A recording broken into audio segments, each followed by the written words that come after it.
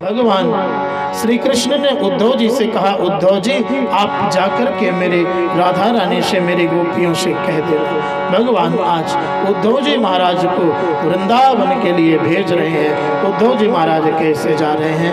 भगवान सबके लिए एक पत्र लिखा है, एक सूचना भेजा है और भगवान कहते हैं, जाओ जाओ वृंदावन ऐ उद्धव, गोपियों से जाकर तुम्हें मिलना,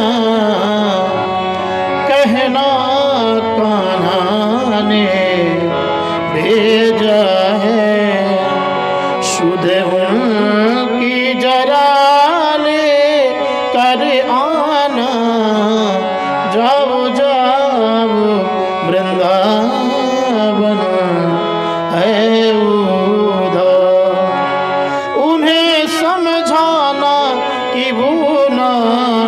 मुझको याद करें, एक छलिया के लिए वक्त न बर्बाद करें, एक छलिया के लिए वक्त न बर्बाद करें, फिर आएगा मिलने हमसे, इस धोखे में मत रहना, जाओ जाओ वृंदावन ऐ उद्धव। भगवान कहते हैं गोपियों को समझाना, और इतना ही नहीं, मेरे लिए उनके सीने नफरत भर डालो, बेवफा कान्हा है साबित ये कर डालो, बेवफा कान्हा है साबित ये कर डालो, परदेसी के प्रीत में पागल हो, जो देखती हो ऐसा सपना, जाओ जाओ वृंदावन ऐ उद्धव जी आप जाइए और ऐसा समझाना कि उन गोपियों को नफरत हो जाए मुझसे। उद्धव जी महाराज जब गए ना, उद्धव जी वृंदावन पहुंचे, तो वृंदावन जब उद्धव जी महाराज गए तो किसी से पूछ लिया कि नंदराज जी का महल कौन है, भवन कहाँ पर है? तो व्रज के लोगों ने कहा कि जहाँ से ये नदी का किनारा पकड़ लो, जहाँ से ये नदी निकली है वहीं पर उनका घर है। उद्धव जी ने कहा, नदी घर से तो नहीं निकलती है, मैंने तो आज तक सुना है कि नदी तो पहाड़ों से निकलती है, घर से तो कभी नदी निकलती नहीं है, फिर ये घर से कैसे नदी निकली है? ब्रजवासियों ने कहा, उद्धव जी जिस दिन से लाला गए हैं ना, कन्हैया गए हैं ना, नंद और यशोदा इतना रोते हैं कि उनके आंखों के आंसू एक पल के लिए भी हटते ही नहीं है, आंखों से टूटते ही नहीं है, उससे ये नदी प्रवाहित हो गई है, नदी निकल गई। उद्धव जी महाराज ने देखा कि ध्वज दूर से दिखाई पड़ रहा है, सब गोपियां दौड़ दौड़ करके आ गई, लग रहा मेरे प्राणनाथ आ गए, ये मेरे प्राणनाथ का ये ध्वजा है, दिखाई पड़ रहा रथ है उनका। और जब गोपियां दौड़ करके आई तो देख रही है रथ में तो मेरे कन्हैया नहीं है, रथ में तो कोई दूसरा है। उद्धव जी हैं रथ में। पूछ लिया तुम कौन हो? एक तो आया था अक्रूर, नाम तो था अक्रूर पर था वो महान क्रूर जो आकर के मेरे प्राणनाथ को लेके चला गया, अब तुम क्या लेने आए हो? उद्धव जी महाराज ने कहा कि गोपियों मैं कन्हैया का मित्र हूँ, दोस्त हूँ, उनका संदेशा लेकर के आया हूँ। गोपियाँ कहती हैं क्या संदेशा है, मेरे लिए क्या क्या कहा है कन्हैया ने? अब तो कन्हैया के बहुत ठाठ हो गए होंगे, कन्हैया तो राजा महाराजा हो गया होगा, अब तो कन्हैया मुझे कभी याद नहीं करता होगा। हम गोपियों को, हम ग्वालिनियों को, हम अनपढ़ों को भला क्यों याद करेगा? उसके तो महान ठाठ हो गए होंगे, क्या कभी याद करता है क्या? बता दो मुझे क्या कहा है। उद्धव उद्धव जी ने कहा अभी हम पत्र दे देंगे, आप लोग पढ़ लेना। पत्र दिया है आप लोगों के लिए कन्हैया ने। और जब पत्र को उद्धव जी महाराज निकाले ना तो सब गोपियां वो सोचती हैं मुझे मिल जाए, वो सोचती है मुझे मिल जाए। सब ने झपट्टा मार दिया। एक पत्र था जो फट गया, सबको थोड़ा थोड़ा मिला और वो भगवान के स्पर्श किया हुआ पत्र था, इसलिए भगवान की छवि को दर्शन किया है और गोपियों ने भगवान को समझ के हृदय से लगाया है, हृदय से लगा लिया भगवान के दिए हुए पत्र को। पर गोपियां जानना चाहती हैं इस पत्र में लिखा क्या है, कन्हैया ने कहा क्या है, संदेशा क्या है। पर अब तो पत्र छोटे छोटे हो गए, फट गए हैं, अब कहां से पढ़ पावे गोपियां। पहुंच गई उद्धव जी के पास। उद्धव जी सुनाइए ना पत्र में क्या लिखा था। उद्धव ने कहा मैं नहीं जानता क्या लिखा था, तुम लोगों ने ही तो पत्र को फाड़ा है। पर मैं इतना ही जानता हूं कि कन्हैया कभी तुम लोगों को याद नहीं करता है, कभी याद नहीं करता कन्हैया, तुम लोग भी भूल जाओ कन्हैया को। तो गोपियां कहती हैं उद्धव हमें ज्ञान मत दो, समारो ज्ञान की गुदरी, यहाँ रहते हैं मस्ताने, फाड़े प्रेम का पर्दा तुम्हारे प्रेम दीवाने। तुम्हारे ज्ञान का पर्दा प्रेमियों के सामने नहीं चलेगा। और गोपियां कहती हैं हम प्रेम दीवानी है, वो प्रेम दीवाना। हमें ज्ञान की पोथी न पढ़ाना, हम प्रेम दीवानी है, वो प्रेम दीवाना।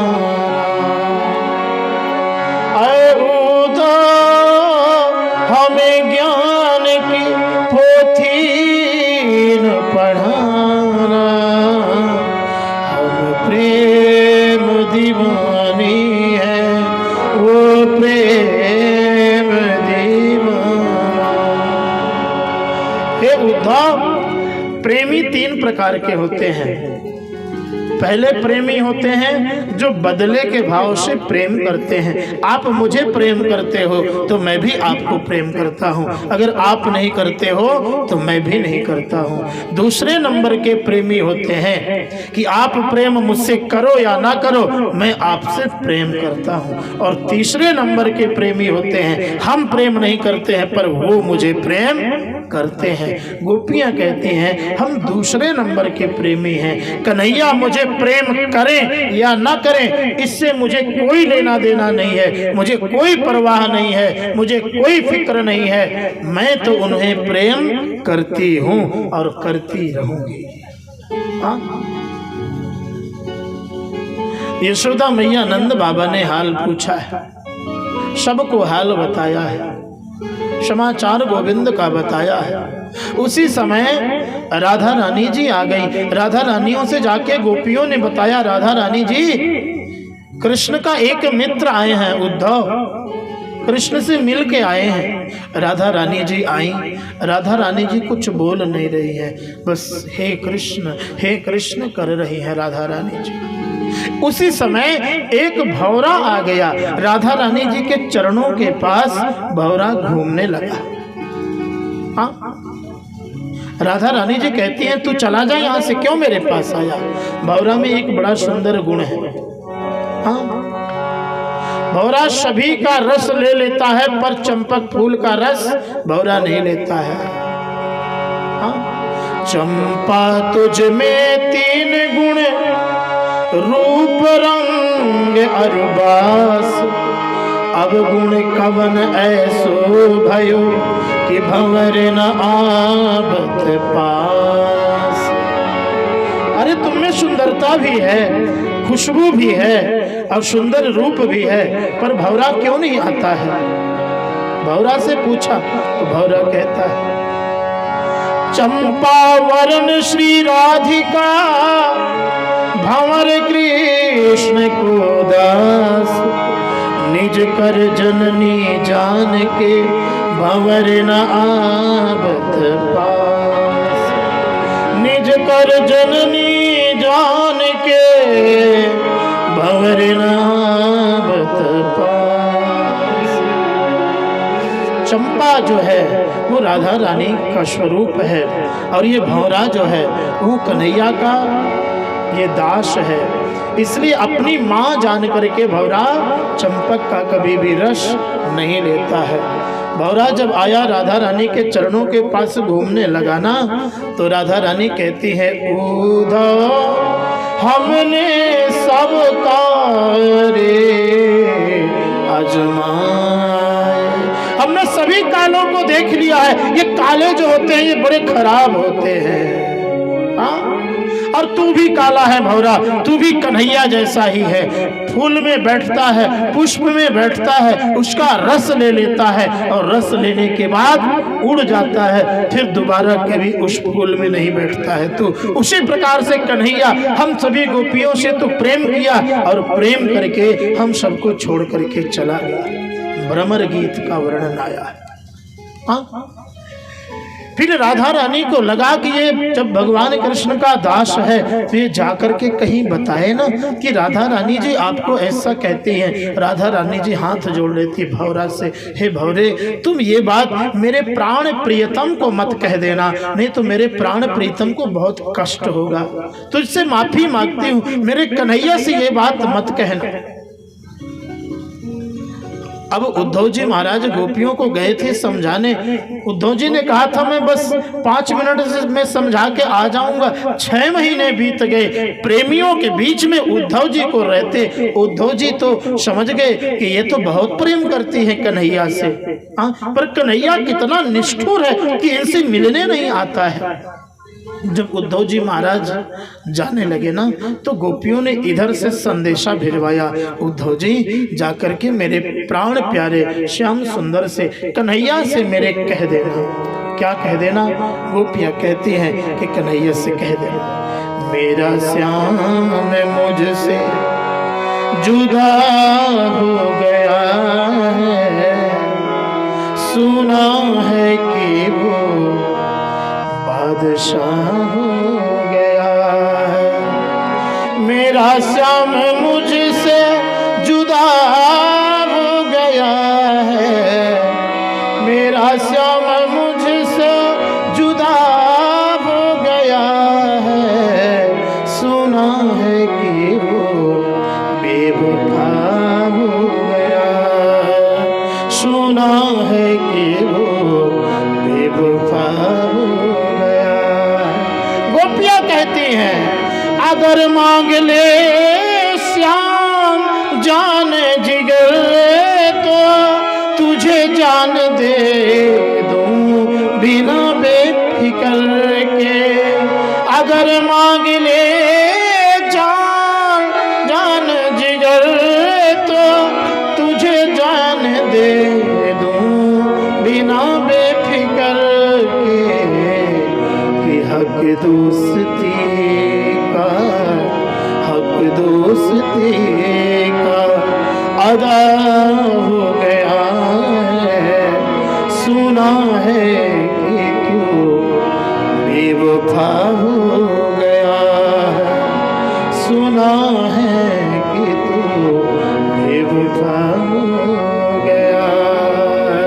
गोपियों ने बहुत विलाप किया है, बहुत रुदन किया है और गोविंद के लिए सुंदर संदेशा भेजा है। उद्धव जी महाराज ये संदेशा को लेकर के कन्हैया के पास पहुंचे हैं। उद्धव जी कन्हैया को ही डांटने लगे, अरे कन्हैया मैं नहीं जानता थी कि तू इतना निष्ठुर है, गोपियां तुमसे इतना प्रेम करती हैं, यशोदा मैया तुमसे इतना प्रेम करते हैं, नंद बाबा इतना प्रेम करते हैं, राधा रानी तुम्हारे लिए जीती हैं, तुम्हारे लिए ही सब कुछ करती हैं और तुम इनसे मिलने के लिए नहीं जा रहे हो। कन्हैया ने कहा क्यों मित्र उद्धव, अभी तो आप हमें समझा रहे थे कि गोपियां भूल गई होंगी, उनको याद मत करो, अब मुझे ही आके डांटने लगे। उद्धव जी का भी जो मोह था ना, जो अहंकार था अपनी विद्या का कि मैं बृहस्पति का शिष्य हूँ, मैं समझा दूंगा गोपियों को, समझा दूंगा कन्हैया को, पर प्रेम के आगे सब कुछ झूठा है। प्रेम ना हो तो सब बेकार है, प्रेम ना हो तो भगवान नहीं मिलेंगे, प्रेम ना हो तो इंसान बेकार है, प्रेम ना हो तो पूजा पाठ बेकार है, प्रेम ना हो तो संसार में कुछ नहीं है। इसलिए दुनिया में सबको प्रेम चाहिए। प्रेमियों ने जो बनाया सो हमारे प्रभु बन गए। इसलिए प्रेम ही सार है। प्रेम से जो कोई भजे तो भव से बेड़ा पार है। बोल बांके बिहारी लाल।